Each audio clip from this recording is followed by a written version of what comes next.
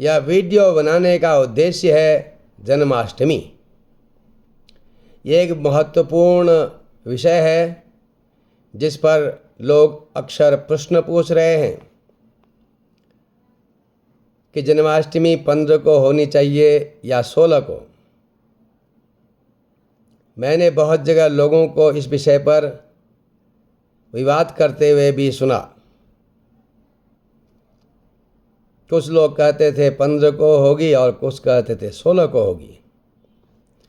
ये हमेशा ही होता है। और लोग कहते हैं साहब हमारे यहाँ दो दो क्यों होती हैं। उनको पता है नहीं कि भाई ये कारण क्या है,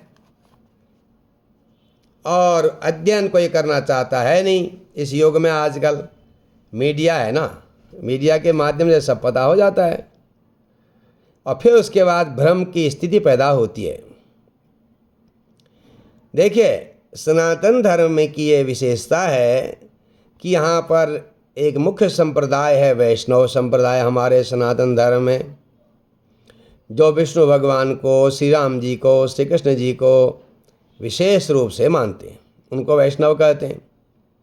उनमें बहुत सारे सन्यासी भी होते हैं और त्यागी होते हैं, वनवासी होते हैं भगवान श्री कृष्ण जी के भक्त। आप वृंदावन आदि जगहों में जाएंगे, जंगलों में आपको ऐसे सन्यासी मिल जाएंगे, तपस्वी। तो वो जो तपस्वी लोग हैं उनके लिए वैष्णवा नाम जन्माष्टमी कहा जाता है। वैष्णवों के लिए जो जन्माष्टमी होती है वो वैष्णवा नाम होती है। और कभी कभी ये एक ही दिन होती है। तो इस बार ऐसा है कि जन्माष्टमी रात्रि में है, निशीथ में है, रात्रि अर्धरात्रि व्यापिनी है, पहले दिन 15 तारीख को। अब वैष्णव लोग ये मानते हैं कि वह उदय व्यापिनी में व्रत करेंगे। तो उदय व्यापिनी का मतलब है वह तो 16 तारीख को है। और हमारे जो स्मार्त लोग हैं, गृहस्थी लोग हैं, स्मार्त के अलग अलग प्रकार की व्याख्या की है विद्वानों ने। तो मुख्यतः अगर आप कहें तो सनातन धर्म ही स्मार्त लोग हैं, सनातन धर्म वाले लोग ही स्मार्त लोग हैं।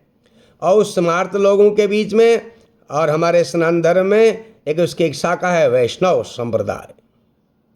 तो सनातन धर्म में पंचदेवों की उपासना होती है। आप जानते हैं गणेश जी सबसे पहले सब लोग पूजते हैं, चाहे स्मार्त हो या वैष्णव हो या शैव हो, सब लोग पूजा करेंगे। फिर भगवती को भी सब मानते ही हैं। उसके बाद विष्णु भगवान हैं, फिर शंकर हैं, फिर सूर्य भगवान हैं। ये पंचदेवों की उपासना स्मार्त लोग, गृहस्थी लोग सब करते हैं। तो वैष्णव लोग भी करते हैं, लेकिन मुख्यतः वो जो है भगवान श्री कृष्ण को या कुछ रामायण आदि संप्रदाय जो है वो राम जी को मुख्यतः मानते हैं। तो अब बात यह है कि वो लोग वैष्णव लोग उदय व्यापिनी को मानते हैं और स्मार्त लोग रात्रि व्यापिनी मानते हैं, अर्धरात्रि व्यापिनी। देखिए, श्रीमद् भागवत में बताया गया है कि भगवान का अवतार कब हुआ था। निशीथे तम उद्भूते जायमाने जनार्दने आविरासी यथा प्राच्याम दिसिंदूर्य पुष्कलः। ये भागवत में लिखा है। जब अर्धरात्रि हो गई और भगवान प्रकट हुए, और भगवान का प्राकट्य के साथ साथ चंद्रमा भी प्रकट हुए। जब भगवान प्रकट हुए तो चंद्रमा भी प्रकट हुए साथ साथ। तो इसलिए अर्धरात्रि का यहाँ पर रात्रि का वर्णन श्रीमद् भागवत में है। और अन्य महापुराणों में भविष्य महापुराण, स्कंद महापुराण आदि और बहुत सारे ग्रंथों में भी इसका वर्णन है। तो देखिए, स्कंद महापुराण में भी यही कहा गया है कि भगवान का अवतार अर्धरात्रि में हुआ था। सिंह राशि गते सूर्ये गगने जलदाकुले मासी पदेष्टिम्याम कृष्ण पक्षेर्द्विरात्रि के, ऐसे लिखा है। वृष राशि स्थिते चंद्रे नक्षत्रे रोहिणी युते। तो ये भविष्य पुराण में है, उसका जो उत्तर पर्व है। तो उसमें बताया गया है कि अर्धरात्रि में भगवान का अवतार हुआ था, वृष राशि में चंद्रमा थे, रोहिणी नक्षत्र था।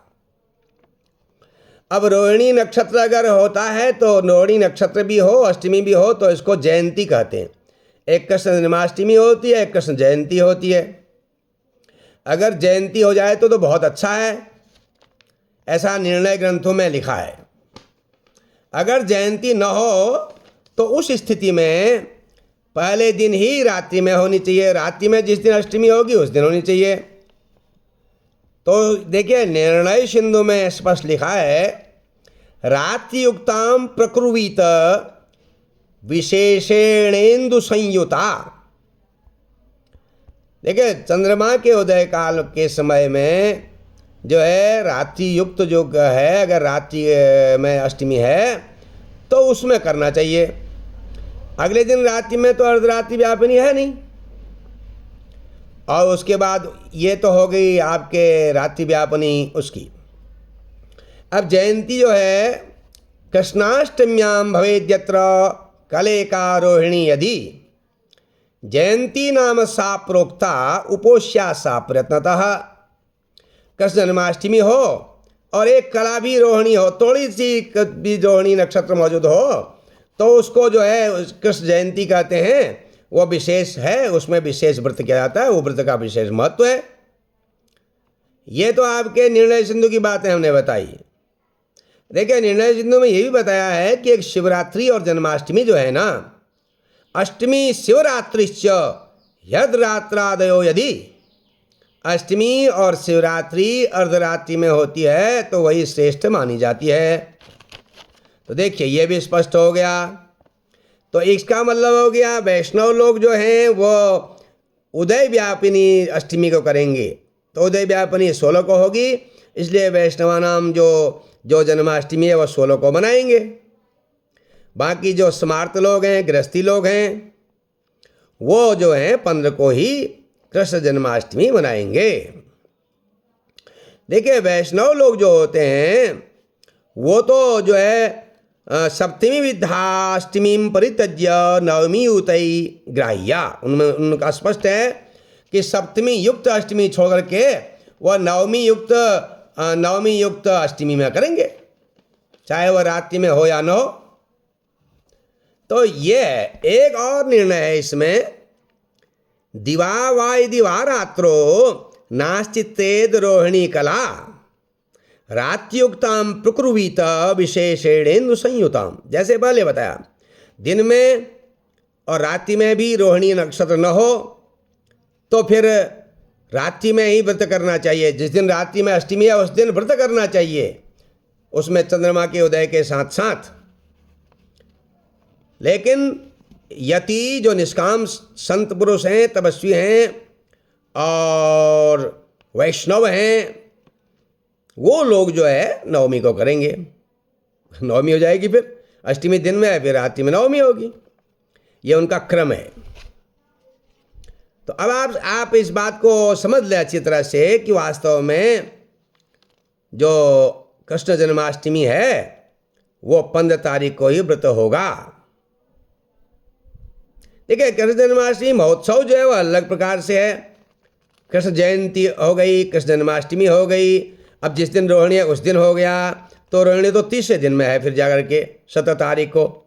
तो तीनों दिन ये भगवान के कृष्ण जन्म का महोत्सव मनाया जाएगा। लेकिन व्रत का हमारे स्मार्त लोगों के लिए 15 तारीख को ही विशेष महत्व होगा। ये आपका इसका बात ध्यान देना है। फिर आप प्रश्न करेंगे, भाई वृंदावन जैसी जगह के लोग जो हैं वो तो 16 को कर रहे हैं।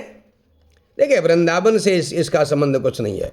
वृंदावन का मतलब अलग विषय है। भगवान का अवतार हुआ था मथुरा में, और जो है नहीं, हाँ, मथुरा में अवतार हुआ था, गोकुल में वो प्रकट हुए थे। बहुत से लोगों का कथन ये है वहाँ कि भाई हम तो गोकुल वाली अष्टमी करते हैं, क्योंकि भगवान का प्राकट्य तो हुआ था मथुरा में, तो रात में उस समय अष्टमी थी, और अगले दिन जब प्रातःकाल नंद महाराज के यहाँ पता चला ये भगवान का अवतार हुआ है, तो वहाँ उस समय नवमी थी, नवमी युक्त अष्टमी थी, तो उसको करते हैं। ये भी है गोकुल की और मथुरा की। तो गोकुल वाले जो है वैष्णव लोग हो गए और मथुरा वाले स्मार्त हो गए, ऐसा भी कह सकते हैं आप। अब आजकल जो बातें हो गई हैं ये तो बिल्कुल ही भिन्न है ना आजकल की बातें। इस समय तो हमारी सरकार भी बहुत सारी बातों को एक अलग ढंग से वो करती है। जैसे हमारे यहाँ छुट्टी मनाई जाती है, नियम के अनुसार दोनों दिन छुट्टी होनी चाहिए, लेकिन हमारे यहाँ जो है जो मार्गदर्शक लोग होंगे, जो मंडल होगा, वो जो है अगले दिन कर देता है। ऐसा देखा गया है, छुट्टी उस दिन होती है वैष्णव वाले दिन। फिर आपके मन में प्रश्न उठता है, भाई जब उस दिन छुट्टी है गवर्नमेंट की और जो है इधर जो है लोग मथुरा वृंदावन में जो है 16 तारीख को ही करेंगे, तो हमें भी 16 ही को करना चाहिए। नहीं, ऐसा नहीं है। मथुरा वृंदावन में फिर वो प्रश्न करते हैं, भाई वो लोग सब करते हैं वहाँ। अरे वहाँ साधु सन्यासी तपस्वी पहले बहुत होते थे ना, ज़्यादा तो वही होते थे। वृंदावन मथुरा ये सब अलग अलग गांव है ना एक प्रकार से। तो इनमें जो है अब तो शहर बन गए, तो अब इनमें जो है वहाँ पर ज़्यादातर तपस्वी लोग रहते थे, संत लोग। इसलिए उनके आधार पर, विरक्त लोगों के आधार पर वो वैष्णव संप्रदाय के नियम से अगले दिन होता था। अभी भी संत महात्मा वहाँ अधिक रहते हैं, तो स्वाभाविक है वहीं के हिसाब से लोग करेंगे। तो देखिए, हमारे जितने पंचांग हैं भारतवर्ष के, सभी पंचांगों में स्मार्ता नाम वैष्णव नाम दोनों अष्टमी लिखी है। और हमारे उत्तराखंड में जितने पंचांग हैं, 3-4 पंचांग जो भी हैं, पंचांगकार विद्वानों ने अपने सही आधार पर निर्णय दे करके यही रखा हुआ है। लेकिन अब हम जो है आजकल जो है भ्रमित हो जाते हैं, भटक जाते हैं। हमें जो है यहाँ उत्तराखंड के पंचांग के आधार पर करना चाहिए आचरण, उसी आधार पर हमको व्रत करना चाहिए, क्योंकि वो यहाँ के जो नियम आदि हैं उसके आधार पर भी चलते हैं वो पंचांगकार लोग। तो आपको कृष्ण जन्माष्टमी की बहुत सारी हार्दिक मंगल कामना। आप सुखी रहें, आनंद में रहें और 15 तारीख को जन्माष्टमी निसंकोच मनावें। हर हर महादेव।